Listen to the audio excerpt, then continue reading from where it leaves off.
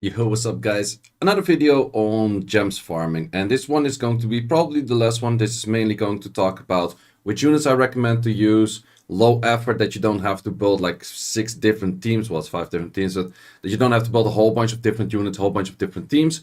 Just keeping it simple. You have to throw decent rune quality at them, good artifacts, but one they're all set, they pretty much work for everything that you need for gems farming, so definitely check that out in this video. If you do like it, please like this video, subscribe to the channel, and enjoy the so as you guys all know by now, gems farming is in the Rift Beast right now, and we have all of those different beasts right now, and I got the interesting ones at 10 mil plus of just trying a one run with the team that I just ruined up.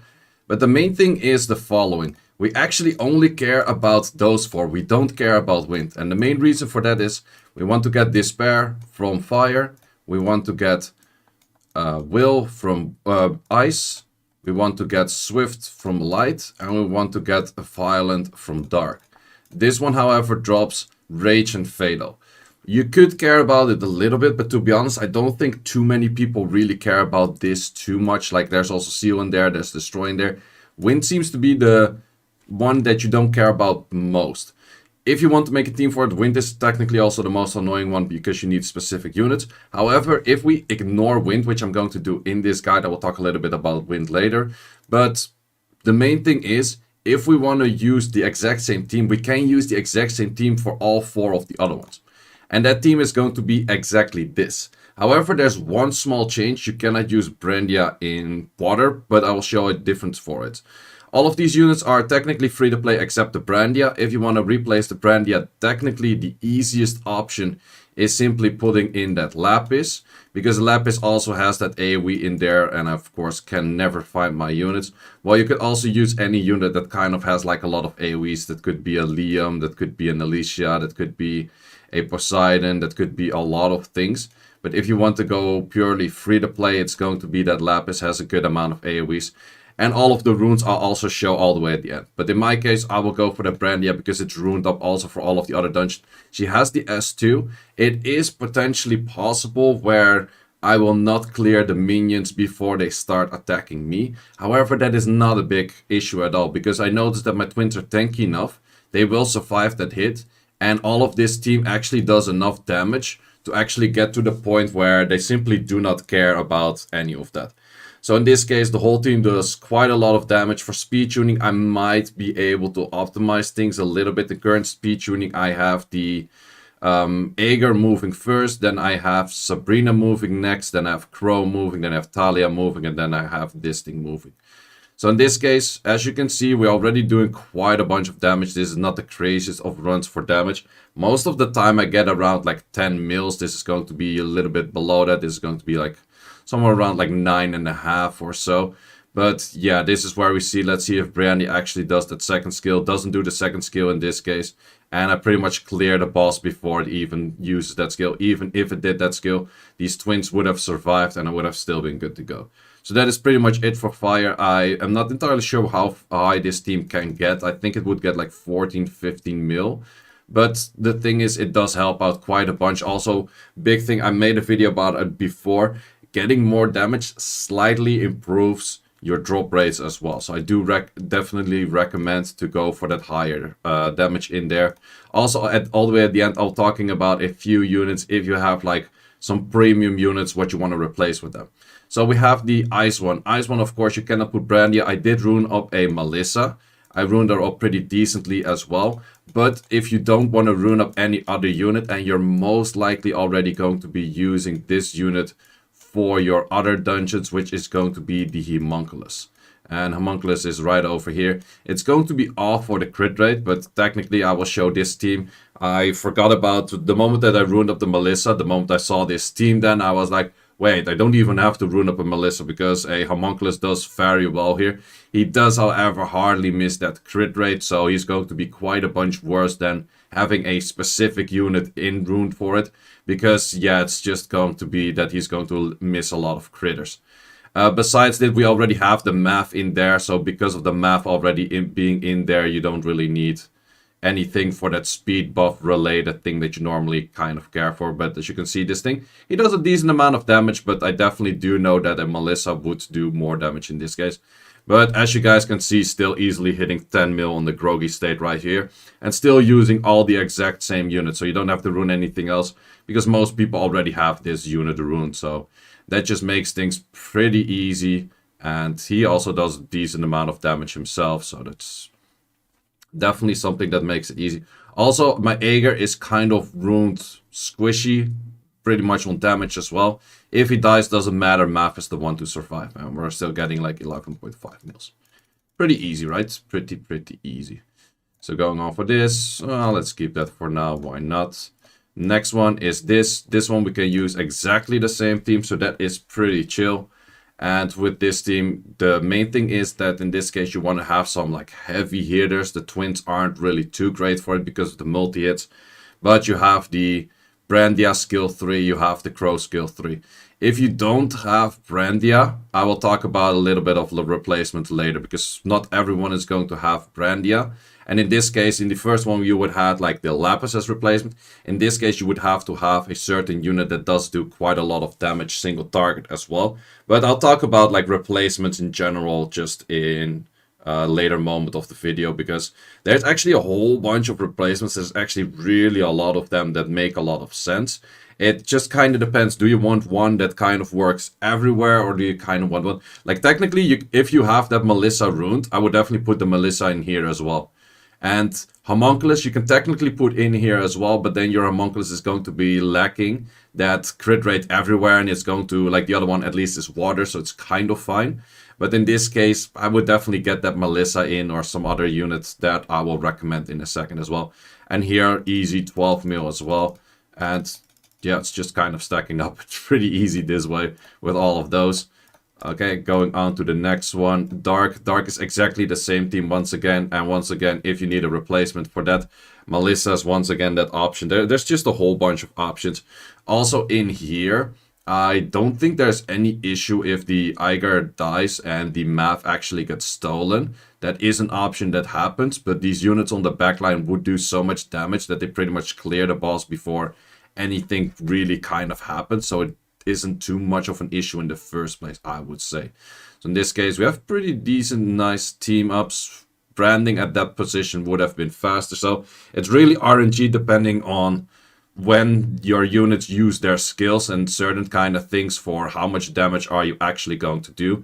It's going to be a very hefty damage. 15 mil. Wow. 15 mil before we actually cleared anything. And it was not even the best damage rotation because Crow could have used his skill 3 one turn earlier. So in this case, Aegir will probably die from that second hit, which is not an issue whatsoever, I should say. Doesn't even die. So having a little bit tanky that he survived those hits is nice. But even if he did die there, wouldn't have been that much of an issue. And then we're hitting like, what, 16.5, 70 mil, 16.5, pretty easy. So yeah, this is without any effort, without changing all too much on your team or anything like that. Let's first look at the runes, and then from the runes we're gonna look at what other units I would replace for each individual dungeon, or maybe something that you could use in multiple dungeons.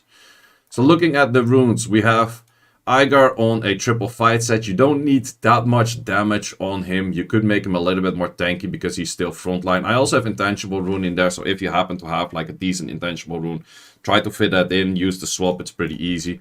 But yeah, his runes are pretty okay. This one is pretty solid. The only thing is you want him to make him the fastest. So if you have a speed, slot 2 makes it a little bit easier.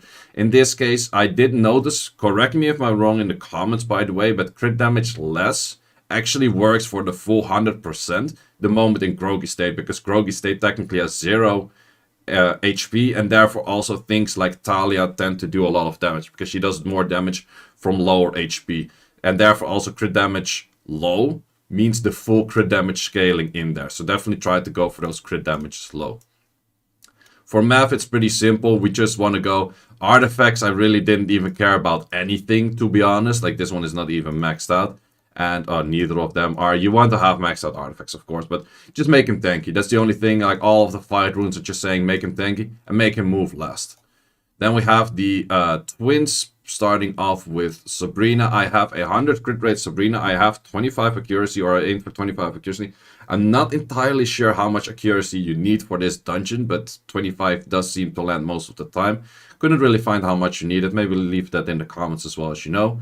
If you are using Sabrina and Talia for example, R5, and you need those will runes in, you have them at lower crit rates, totally fine. Like, you're gonna do some less consistent damage, you're gonna be a little bit lower on damage, completely not a problem. Totally use those units that you already have ruined for R5 if you have them ruined for R5.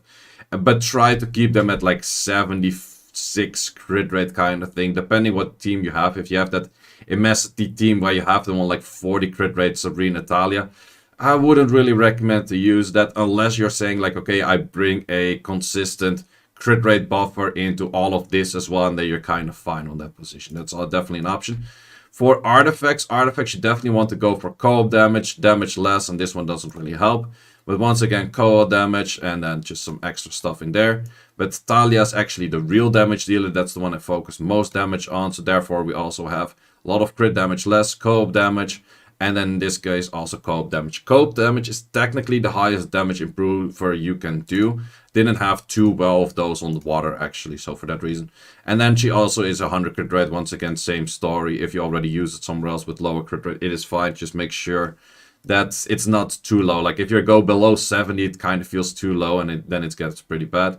Same thing for Crow. I made mine on 100 crit rate. If you use it somewhere else on Will and higher than that crit rate, definitely fine once again. And also crit damage is less, and then crit damage skill 3. Crit damage less would also probably be better for him. We have Brandia, and that's once again 100 crit rate. Same story. If you use it somewhere else with Will or lower crit rate, definitely fine. And then just add in like also crit damage is less would be better on her for sure. This one is decent. This one can definitely be improved. This one is absolutely garbage for her. So then I also had Melissa ruined up, and the reason that I had Melissa, I had her slightly different ruined up, was simply because I only was supposed to use her against wind. So for that reason, if you only use her against one specific thing, oh, Mrs. skill up, interesting. But if you use her only against one specific thing, you can make her that 85 crit rate once again, still aim for those co-op damage on water because it's only used on one thing, and more co-op damage, that kind of stuff. If you were to use a Lapis, I don't think my Lapis is currently kind of ruined. Oh, it's currently kind of ruined. This would totally work. Something along this line would probably make it a little bit slower, but that would totally work. So it's pretty simple, straightforward. Go for those 100 crit rates. If you use them somewhere else, go a little bit lower on those crit rates. Add all of the artifacts that I mentioned, but let's look at some of the units that can be used elsewhere. So in this case, let's look at... actually, the main interesting thing is what you can look at is going for damage to harmful effects. And if you go damage from harmful effects, the units in here are most likely units that are going to be useful all in the Rift Beast. So for example, Ken on the skill 3 is definitely a decent unit. Brandia, as mentioned before, is a decent unit. This thing actually is pretty much a decent unit that you could use in there as well. I would say Argon is definitely not bad. Has the branding, has a few extra hits on those kind of things as well. Melissa's definitely good. We have Naomi. That's also one of those units that you can throw in everything except fire. So that's also a unit that you could say, like, if you don't have that Brandia, pick up the Naomi or pick up the Melissa. Those are definitely units that I would recommend to pick up. Argon isn't definitely a good pickup as that slot as well. So those are just a whole bunch of options that you could say, like, okay, I don't have the Brandia, but I add in like either one of those 3 units. That's definitely an option. Or if you have any specific single target damage dealer that you do know that does do a lot of damage, that's also an option. I do know some people like to use a star. That's definitely a good single target damage unit. Also works in the Fire Rift. We have, if I'm not mistaken, it is somewhere over here as well. Where the hell is the Jean thingy at? Jean. I can't see it. Probably one of the earlier... Oh, here it is. Yeah, also this unit, it does do extra damage from being lower HP, and this does tend to do a lot of damage. So those kind of units, if you happen to have certain premium units that are very good, let me show a few. I would definitely, if I had a Lucifer, I would 100% use Lucifer in there. It's just a great damage improver. I would definitely put it on the slot of the Brandia rather than anything. But yeah, this on the Brandia slot would just do an insane amount of extra damage simply because of that passive. That is definitely a good unit. And the other pretty much best in slot unit out there will be Hertite, pretty much for same reasons. You don't have to change anything to the whole team whatsoever than just these units. Just put him on the Brandia slot and you're pretty much good to go. So that's pretty much all there is to it for all of these dungeons. The only thing I didn't spoke about yet is the wind one, and I don't really recommend to farm the wind one too much unless you really care about those rage and blade and focus. It's just, no, wait, rage and fatal. In this case, I do have a pretty different team. I can use this one once again. I am using the Aegir once again. I'm using a Rogue. Rogue is currently missing one rune. I'm using this thing. And I'm using this thing just because you could want to get some of that healing in, that kind of stuff. If you don't really have those specific units, you can also put in like a Colleen, that's pretty good in here. Putting in the Kali is pretty good in here. Putting in that Jean that I mentioned earlier is pretty good in here. So there's a bunch of good options in here. But definitely a unit like a Pernau, you want to get some healing in, that definitely does help. And 100% that Aegir is just worth to go for in every one of those dungeons. So that's pretty much the guide towards all of those dungeons in general. You can also definitely look at like, okay, what are other people using? Can I copy that? Keep in mind that all of these teams where they have a bomber, those are manual teams. So that's definitely not going to work. It is possible to have Madeline replace the Mav. However, that's worse for wind as well. You can use this thing for the cooldown resetters as well, but Mav is technically better. So all of those teams with a bomber in there, those are just manual teams of someone trying to get like the highest points and that kind of stuff. So if you look at those, it definitely doesn't work. Then afterwards, you go for a bunch of teams where it's probably a lot of those Hertites and those kind of things. Yeah, those kind of teams with Hertite, he actually uses a lot of those. I think he kind of have problems with armor breaking, but I think this is also still a manual team in all honesty, if I have to see the looks of it. So all of those teams with a lot of those resetters and that kind of stuff are just manual teams right there. So prefer to, like, I got a rank 30 with this one on an auto team, and that auto team that is usable everywhere else. So I would say that's a lot more interesting. Like, these kind of teams are definitely good. But yeah, this team is a lot more interesting because this team you can use everywhere. So definitely highly recommend to use this team rather than any of those other teams that might look like bombers and that kind of stuff. It doesn't work. It's just a manual dungeon thing. And you don't want to manual this if you're actually farming this, right? So yeah, also this is pretty similar team to what I used, and then the Math is replaced. But I do think the Math is a lot better in the wind one, but you could use this one as well. It gives a backup of attack buff as well. So it's definitely not bad. But this unit is also not fully free to play. Some people might ask, can you put Brandia on this slot? Yeah, you could do as well. Or not Brandia, Deborah. Deborah on this slot, I think it would improve your damage, but I think it would also slightly slow down your runs, because Deborah doesn't really do too much besides that. But it probably will improve the damage in there. And yeah, that's pretty much all there is to gems farming. I hope you enjoyed this video. Once again, if you like this video, please hit that like button, subscribe to the channel, and see you in the next one.